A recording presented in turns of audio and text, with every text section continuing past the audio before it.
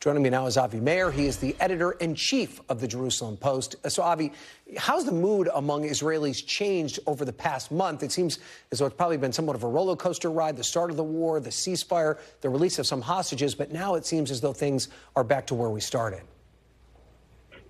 Well, look, the country is one in trauma. I think that it is important to note. It's important to, I think, compare what's happening here to what might happen in the case of, a loss of a loved one. You have the initial trauma, and then you're able to start healing. Here we see that this trauma is continuing because every single day we're learning more and more details of the atrocities that transpired on October the 7th and the conditions in which the hostages had been held up until their release, and many of them are, of course, still being held. So I think it's a country that's still very much mired in the events of October 7th and its aftermath, even as it does seem to be returning to some sense of normalcy with regard to Prime Minister Netanyahu's legal woes in other areas as well. Yeah, we'll get to that in a second. But first, talk to me about the end of the ceasefire. Did it trigger more outrage among Israelis that more hostages weren't released, or were there some sort of relief that at least some were brought home?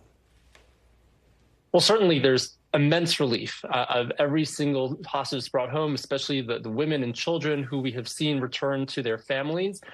They're telling horrific stories of the conditions in which they were kept, stories of psychological torture, of malnutrition, of denial of access to medical care and basic hygiene, really horrific stuff.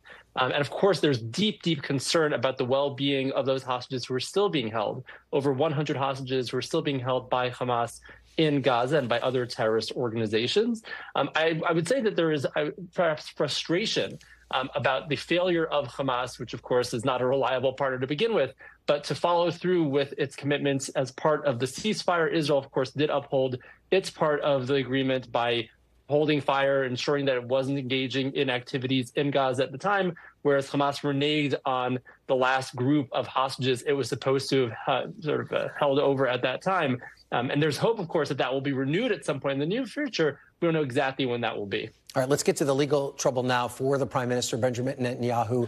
His corruption trial resumed today. For those of us that aren't paying close attention, how much scrutiny was the Prime Minister under before October 7th? Well, it's really hard to remember even what would happen before October 7th, but those of us whose memories stretch back that far, the really big issue at the time was this judicial reform that the Prime Minister's coalition was trying to push through the Knesset, Israel's parliament, subject to tremendous criticism on the Israeli street, huge street protests and so on and so forth. That was viewed by some as a way of distracting from the public from talking about the Prime Minister's legal woes, which have been ongoing for quite a long time, quite a few years now. The Prime Minister has been facing all sorts of investigations and charges of corruption, involvement in media coverage, and so on and so forth.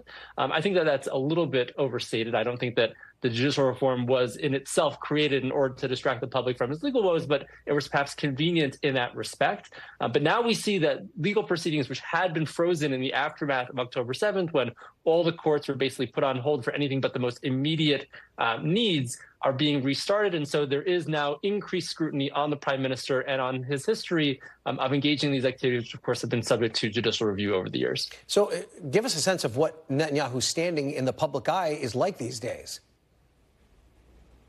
It's pretty weak. The Prime Minister is being held responsible by the Israeli public for many of the failures that took place on October the 7th. Of course, he's not alone. There are, I think, systemic failures that will need to be investigated in the aftermath of this warfare once the dust settles. But the Prime Minister is actually one of the only leaders in the country who has failed to take personal responsibility for the events that took place on October 7th and the events that led up to it. So I think that is actually taken in a very poor way by the Israeli public, and then couple that with, of course, the legal woes that we're talking about here and the judicial reform, which really had torn the country apart in the lead up to October 7th, and the Prime Minister's approval ratings are very, very low right now. Okay. Avi Mayer, thank you for your perspective. We always appreciate it.